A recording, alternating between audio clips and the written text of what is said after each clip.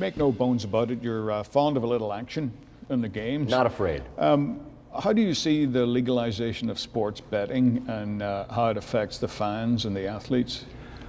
Well, people bet, and I've always just been... They're going to do it anyway, right? Precisely. So I've always been, I guess I've always said it this way. I'm an adult, and so I'm going to treat this like a grown-up, and I'm going to talk about it honestly, because the idea that people don't have a bet is it's absurd.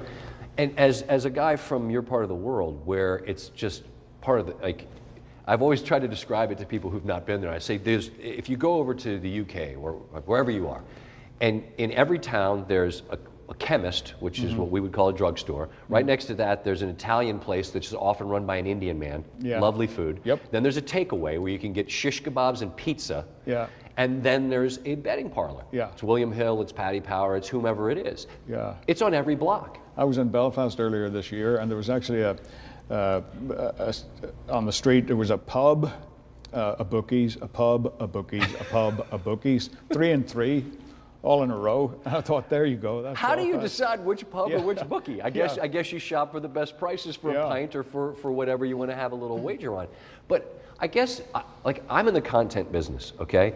And talking about gambling and the horrible ways in which things go wrong. I do a segment called Bad Beats, which is probably the most popular thing that I do. I was standing next to the oak tree at Augusta, and there was this old guy who said, "Man, I love the bad bets you do." And I'm thinking, it's not the segment, but you have some idea of what it is, and that's what I'm in the business of, is giving you content.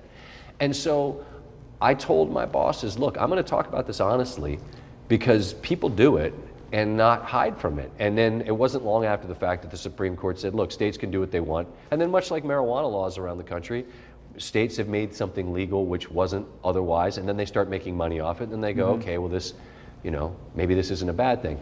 I always say this.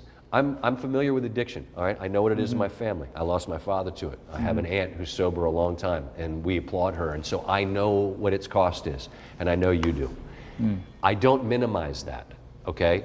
But I'm a grown-up, and I say in the same way that you can have a drink, but you shouldn't have 20, I say you can have a bet, just don't bet more money than you have. Right, yeah. So that's, I try to be as transparent about that as I can be, and that's how I feel. Well, the PGA Tour is talking about monetizing the gambling aspect of it and providing, companies to provide official info, if you like. Does that blur the line? I'm going to be honest. I don't get. What are you selling? Like, what are you selling to me? Like, everything that I want to know is on PGAtour.com right now. If I want to know who hits fairways, gets up and down out of the sand, who's the best putter. What's the difference between the morning and the afternoon? Like, all that info, what are you trying to sell? Like, I don't get that. I look at it this way, that there are leagues that are very open and on board with that, trying to be forward thinking, and then there are others that try to, that don't want to talk about the elephant in the room. Ultimately, everyone's going to end up in bed together. It's going to be a giant orgy. So let's try to just be adults about it and understand that as long as I used the word earlier, and I don't like transparent. It's like you want credit for being honest. As long as we're just honest about it, we're going to monetize this because it's going to happen. But you don't have to worry that we're selling something that compromises integrity, because I don't see what you'd sell, David, that would do that. I don't know what would make it.